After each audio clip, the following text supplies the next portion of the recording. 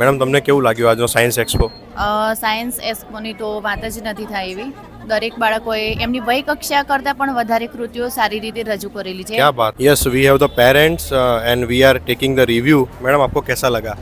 बहुत अच्छा लगा, बच्चों ने बहुत मेहनत की है और स्पेशली डार्क रूम तो बहुत ही अच्छा है और ऊपर तो उड़न खटोला तो बहुत ही अच्छा है. क्या बात है. બધા સ્ટુડન્ટ્સે બહુ જ મહેનત કરી છે. તમારો સન બી આઈ થિંક સ્ટાન્ડર્ડમાં છે, 5th માં છે. સ્ટાન્ડર્ડમાં છે. બરાબર. એને શું કર્યું હતું એને એને? વોલ્કેનો બનાવ્યા છે. વોલ્કેનો બનાવ્યો. क्या बात है. એ ટીચર્સ ખૂબ જ મહેનત કરેલી દેખાય છે. છોકરાઓ Yes. સાથે રહીને ને એમની પાસે આ જે મોડેલ બનાવડાવ્યા છે યસ.